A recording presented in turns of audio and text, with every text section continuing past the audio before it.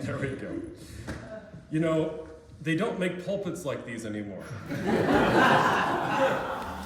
And yet, if anyone has spent more than 2 minutes with me, they'll know that I love all things vintage and all things antique. So I'm very much in my glory.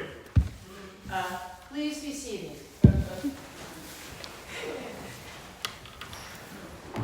As we meditate today on the feast of Christ the King, I cannot also help but reminisce about our own desire for the sense of kingship in our culture. On one hand, we have an endless fascination with monarchs to this day. Tabloids about royalty, scandals about royalty, movies, shows, and books about royalty. At the same time as hot-blooded Americans, every July 4th, we seem to also celebrate what we believe to be freedom from sometimes what appears on the surface to be antiquated. And yet, we are about to, after, of course, Thanksgiving, and CVS is ahead of time if you've seen the decorations, we are about to celebrate the Adventus, the arrival of the true King, the Holy King, the King who could set all things to rights. Well, deep down, we know that only one can fit that description.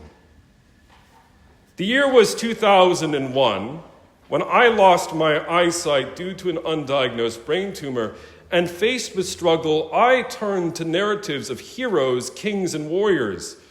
The Lord of the Rings, the film series, had been released that year. And naturally inspired by this narrative, many of my friends in my neighborhood encouraged me with this tale of heroics, and they purchased for themselves bow and arrow sets, toy sets. And because I didn't want to be left out, I pleaded with my poor mother, begged her on my knees, asking if I too could be like a warrior of old, in the face of my visual impairment, to be like a king. Couldn't you just get me a bloody bow and arrow set? So eventually, offering an opportunity, she brought me to the local sports store, and I walked away with a beginner's bow and arrow set. Except it was a beginner's hunter's set with steel-tipped arrows. I arrived home and I was wonderfully told that I could shoot this bow anywhere I wanted to in the home. After all, it was only a toy, right? I notched that arrow like a hero of old. I imagined myself like a King Richard, the Lionheart, or Robin Hood. The arrow whizzed through the air. My mother says it whizzed past her ear. And it slammed into the big television set, the one most prized television set there, and I was banished to my bedroom to await the king of our family, my father, who was still at work. I sat there knowing that I was in so much trouble, and as I heard his heavy footfalls on the wooden floor, I knew I was done for.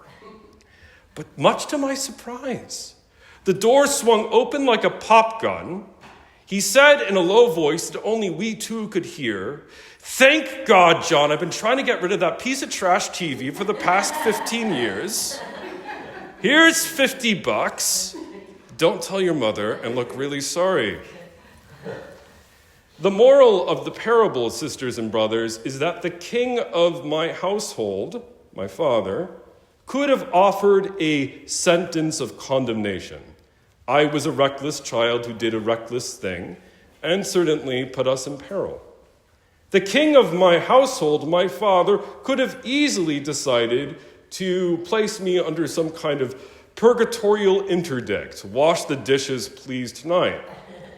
Instead, although I never saw that bow and arrow ever again, I was shown extraordinary mercy, kindness, and reconciliation. And in that moment, I began to understand what real heroism, real leadership looks like.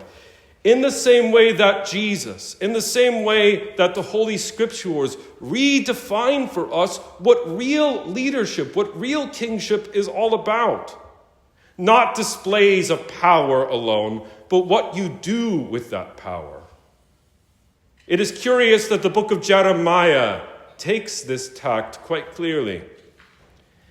The kings of Israel, the leaders of Israel, are condemned. Why? Because they are not acting like shepherds.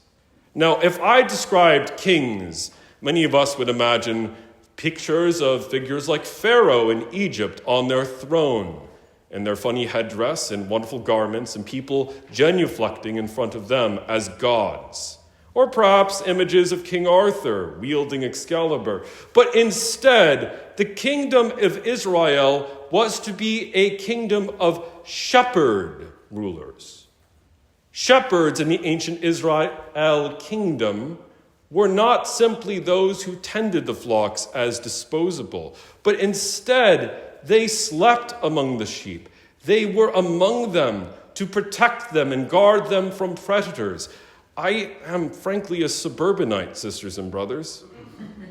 And I have only come close to sheep in a few fascinating encounters. But let me tell you, they don't have claws. They don't have razor-sharp teeth. They don't look like an abominable dragon. Instead, they are meek. And they have a habit of running away from the shepherd and hurting themselves in the process. The shepherd is to protect the sheep often from themselves as well as from predators.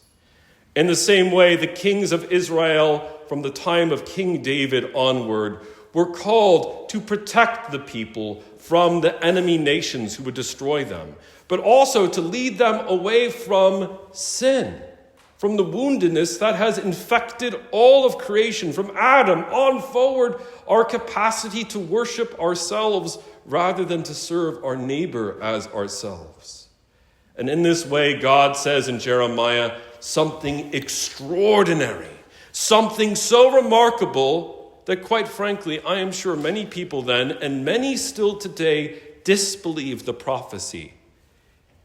Jeremiah states that God has declared that he himself will shepherd his flock, that God will arrive to become the ultimate shepherd, that God will come to set things right. And so it is, we see prophecy after prophecy in the Holy Tanakh of the arrival of Adonai, of Yahweh, as ruler over all. Now, the people of God during the days of Jesus were oppressed by the Roman Empire. And many thought then, as now, if only our imperial overlords, if only those people removed, we would live in safety, wouldn't we? And truly, we can empathize with the unpenitent thief today, who says, if you are the Messiah, why don't you save us? Why don't you just simply get rid of the suffering with which we are afflicted? Surely all of us, even the most stout-hearted of us, have been in a situation where we've fallen on our knees and said, God, I love you, I trust you, but this is a little too much right now. How are you going to set things right? In 2016, I learned my eyesight was indeed lost, not due to a genetic disorder as was originally assumed, but due to a brain tumor. And as I underwent this, I asked God the same question. Lord, I believe in you, but couldn't you help omit the suffering?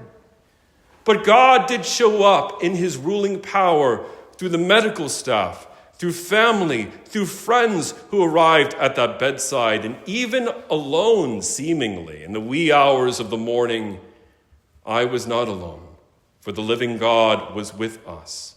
The living God was with me and with you. God does not promise to remove our suffering, but God will transform it. God does not remove these roadblocks seemingly, but he makes them windows into heaven, windows into his sacred heart, pierced for us. If there is one thing I have learned about the kingship of Jesus, it is that the penitent thief gets it right, precisely because he knows no other road will work. Jesus, remember me when you come into your kingdom. Where is his kingdom found? Yes, in word and sacrament, when Mary, in a few short moments, through her priesthood, will provide for us his real body, blood, soul, and divinity. Yes, Truly, where 2 or 3 are gathered in his name, but where is his kingdom? Yes, it is coming. Yes, truly manifested in glory. I believe and I profess and teach, but also in the sanctuary of our hearts. Not by overthrowing earthly adversaries, but by reconciling, by healing all things. In this posture, this is my body given up for you. 2 months ago, Samantha, my beloved wife, and I were in a hospital room hearing the heartbeat of our first child. My wife is pregnant with our first. We do not know if they are a boy or girl. But as I stood there and heard their little heartbeat, how could I not imagine that God himself took on form, took on flesh in a womb, in a body, not unlike the very gift before which I was standing. That God chose to be born, the King of Kings and Lord of Lords, in a stable among the poorest of the poor. That God did not deign to forego what it meant to be a refugee, to be mocked. That God has reconciled all things between 2 criminals. And that God meets us all where we are at. Sisters and brothers, might I conclude that each of you, as kings and queens in your baptism, have this royal gift. You redefine what real power looks like every time you love one another as our God has loved you. What you did unto the least of these sisters and brothers, you did also unto me, declares the Lord. Zion, this morning, in inviting this blind man to this pulpit, in preparation for my priesthood and my earthly fatherhood, in this you have fulfilled your vocare. In the name of the Father, and of the Son, and of the Holy Spirit. Amen.